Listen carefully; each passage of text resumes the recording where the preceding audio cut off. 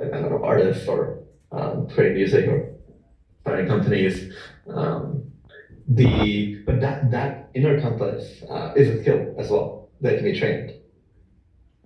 And I promise again, we're getting to answer your question. The So that inner compass of okay, I want to do this thing. This feels right. Like it's like even you're creating music, whenever even like something like math, where there's open-ended problems, you're like this stuff feels right. There's an intuition that like, there's there's a deeper psyche that's guiding you. So you take that step, and then you get either it works or doesn't work. You get the reward or doesn't go to the reward, and like you got all the feedback on it. And over time, you get better and better with like in completely ambiguous spaces. It's like, hey, I don't like everything in life is open to me. I don't know what to do. And you get better and better at like guiding yourself through that open-ended ambiguity. So I would encourage, I guess, like people to just like take small steps, especially with I think as in AI, I think most of knowledge work or most of cognitive work is really going to be taken care of. So what's left is like for us as people to know like what is our inner compass, like where is our intuition taking us, because we're as humans we're better at like understanding the human world and like how can we be of service to the human world. Um, Hopefully that answers a bit of questions where we have just built up that skill over time of taking that path and knowing if it, not, to be able to make it more concrete now. We had to figure out, at the start of last year, we had to figure out hiring. We were like 4 or 5 people, but we had to really scale up our team. No clue like how to do this. Never had people before. You're kind of building the parachute as you're falling up from the sky. Um, but we had intuitions like, okay, let me go talk to this person, let me do this. So like you build up a skill set of like navigating ambiguity. So try, do the reward, keep trying. You will build up that internal skill. Um, you know. I'm really curious because I feel like throughout your answer just now, and also like hearing about like your answers to previous podcasts, what you do are really driven by your mission, like the love for the people that you're building for, and you were just talking about like guidance. So I'm curious like where that mission and love for the people came from. Was there like a particular experience where you were able to feel the power of community and the people around you that really held you up when times were tough? Would you be able to share? Yeah, yeah, totally. The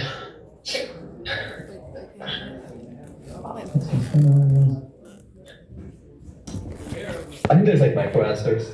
Like I felt community when I grew up in India. I grew up in a family was very loving, and our extended family was also very supportive. Um, there is uh, When I came to Canada, there was like a strong community of nerds who were really into math and physics, and we got along. In Toronto, I had a community of people like who really loved um, hockey. So there's micro moments, where I feel the love, and but if I think back to like many people in my family, like everyone's taking a different path.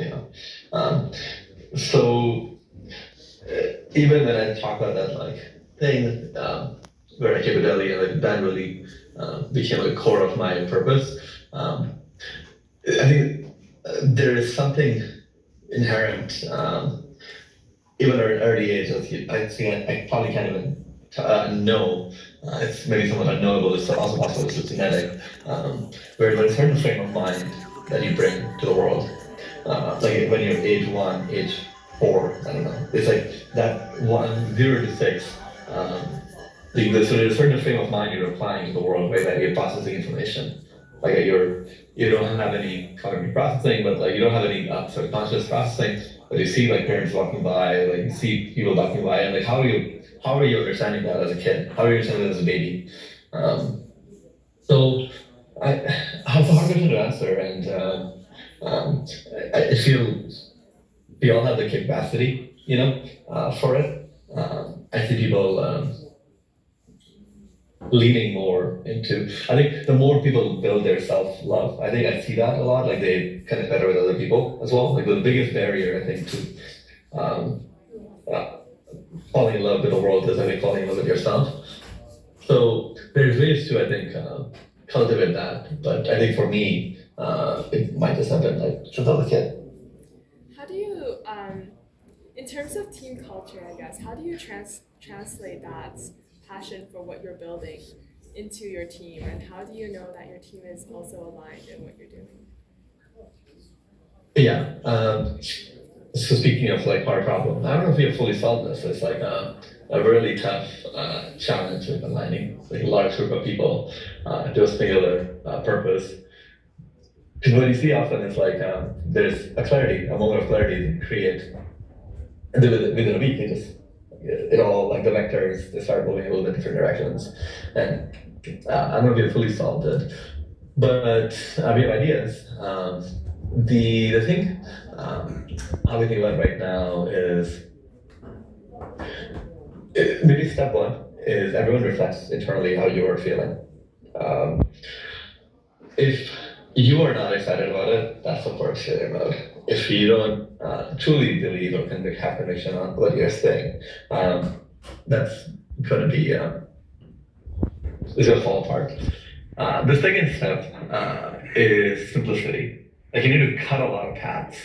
Um, the direction, the vector, the mission, vision, like it needs to be simple enough that everyone can make sense of it. If it makes sense. Like the nuance is actually a detractor.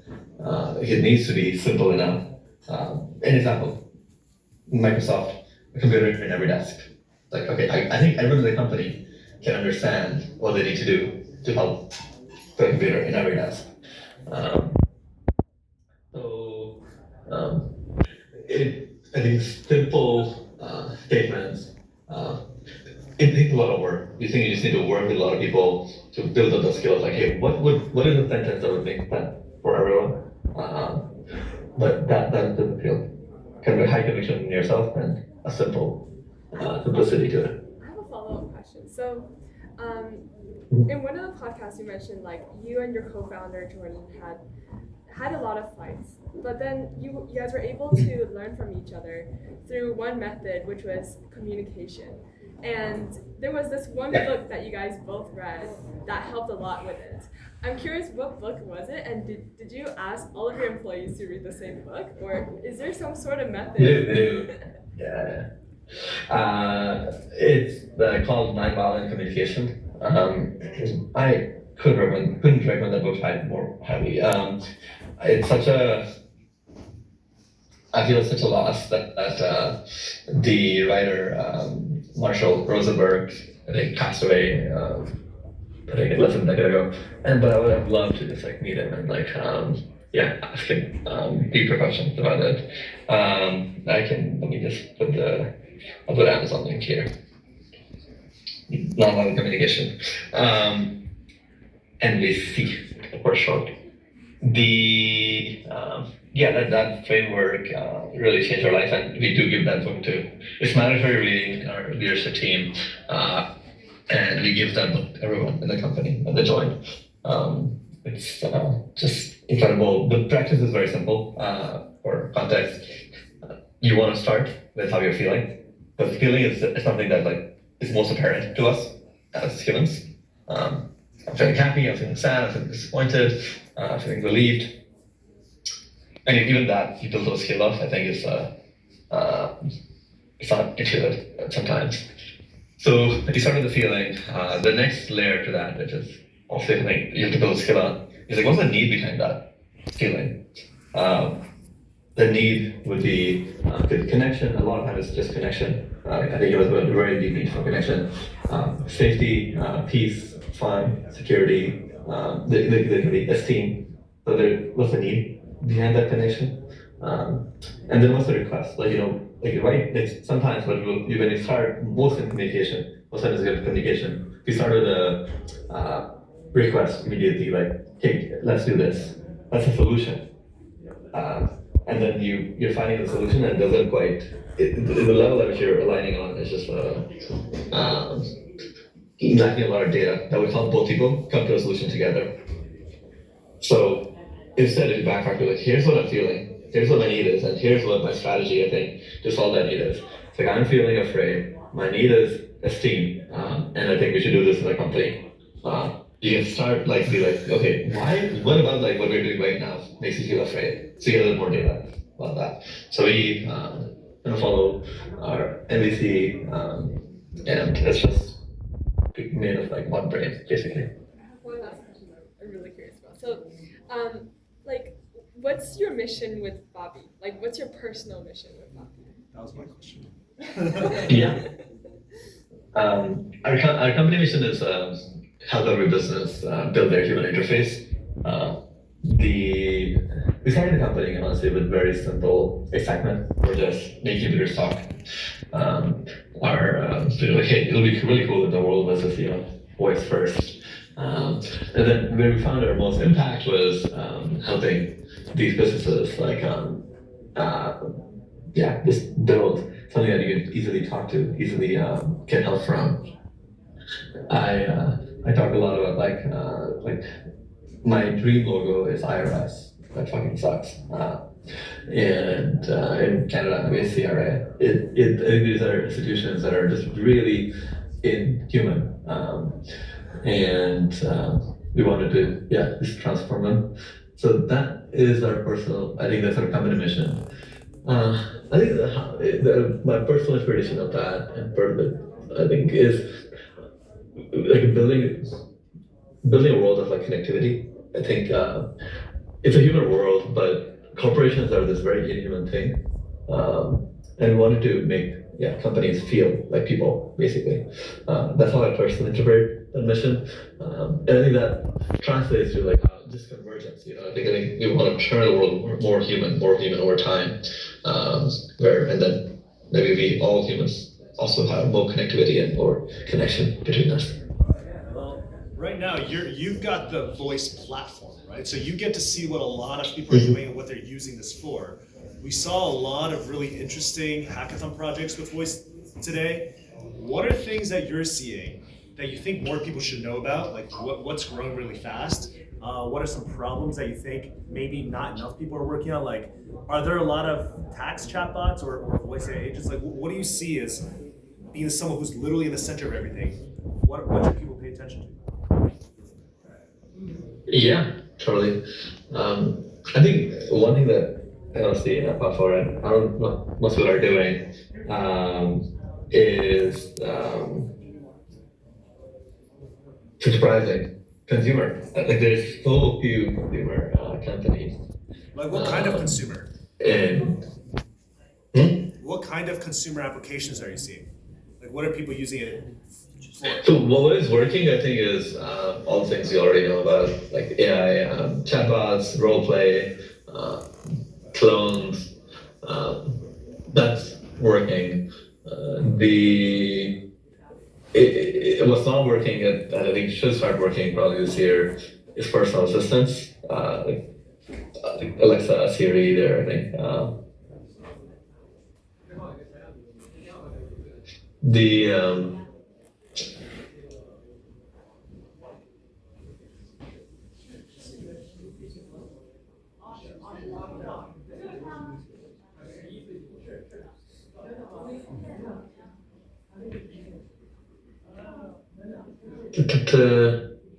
What else? Yeah, I think the thing is like no one could have predicted that iPhone happened, that Uber, Airbnb, like these kind of consumer applications would really change the world.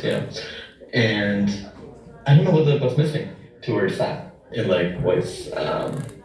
Or even in AI, like there's so few consumer completely that you see this is just ChatGPT. So yeah, I'm excited for consumer. What's working B2B? I think the easiest thing to do, if easiest and still really hard to be there, is just find a B2B vertical like dentist, med spa, and then just really help them run their businesses better. it's really hard to like apply AI still in production. Um, I think that'll continue to be hard and that last mile, making that workflow. But then I think there's a third part to question that I might not have answered. Feel free to re-ask. So I have one last question. Sorry for going over time, but I'm really curious because you guys like there was the first time that you guys fundraised a while back. You guys had to learn how to hire. You guys had to learn how to navigate the startup scene in San Francisco. You had to leave everything behind. How did you and your co-founder support each other through all of these first times and difficulties? And how would you suggest first-time founders in this room or potential founders overcome these barriers? Yeah. It's so funny how the more you realize like how human we are, it's like really cute, and also it's like, oh my god, it's so simple. Belief. I think yeah, at least I attribute like how far just everything I've done to being like my mom always had like unconditional like love and faith and belief in me that I could do anything. And that really just like helped me like in really tough times because like I wanted to do all these things, but then you start doubting yourself, like, and then just having someone else believe that no, you could probably do it. Like just it'll take time, it'll suck, but you can probably do it. It helps a lot. So we did the same as kind of co-founders since I think the day we met. I just thought sort of was like Captain America. He's something we can all aspire to be. Very high integrity, principled, and a dreamer. And he had similarly kind words to say about me. So that complementarity, I think, really I think is needed in every relationship. And even as a scaling company, I think that faith, like maybe you get on team Ted Lasso. Like how is he so good? He just believes. He just believes in everyone to become the best version of themselves, and he will surprise you. It's tough, obviously, as a founder, I think, and also as like just a manager, because you will have to make tough choices sometimes. You're like, hey, this is maybe not the right fit, even though I believe in the person. But that if you can cultivate that belief, you'll have a really easy time with co-founders. And if you have your lots of belief, you might not even need a co-founder, but I don't know if we could survive without each other. Last message for all the builders in the room who were in your shoes, when you were back in the day. What do you want to say to everyone before we wrap up? I see one, Jersey might have a question or something. Happy to take one more question from that, unless I have like 5 more minutes before we have to run. Yeah, but what do you think, Lily? Do we have time for that or no? Yeah, we got time for one. Yeah. Does any of you guys have any questions? One question from the audience? Anyone? So there's someone on the speaker stage. Go for it. I'm in time.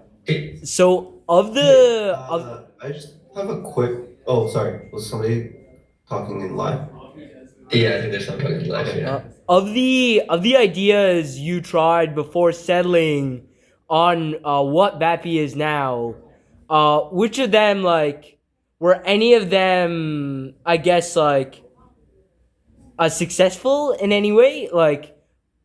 And do you think do you think there's another world where you would be working on one of them instead of what Vappy is right now? I don't think I've fully heard the question. Maybe someone could repeat it. So basically, he's wondering if one of the previous projects that you worked on before Vappy showed any traction and potential, would you have if you weren't working on Waterloo right now, would you be working on one of the previous ones? It did. I think through Howard, what we had gotten to was we knew how to build a $1 billion company. How that there's another company of the bridge in the note taking space. So I think over time we developed a skill. It's like, okay, I know what it will take to kind of scale this company. Where's the market opportunity? I think it comes down to, again, personal excitement. Like, where do you feel like you can, even if you fail, like you would be happy to spend 10 years of your life just because it's so cool. So that is maybe the thing that mattered more in the scenario. But yeah, there's a lot of good ideas in the world. I think honestly, almost everything might be a good idea. Like because every problem exists. Like every problem you think is real. It's more just like, is there a human like you who cares enough about the problem that you're gonna go through all the pain to like solve it? Thank you. Well, do we have time for one more? I think one more question maybe. I mean, Jersey had something.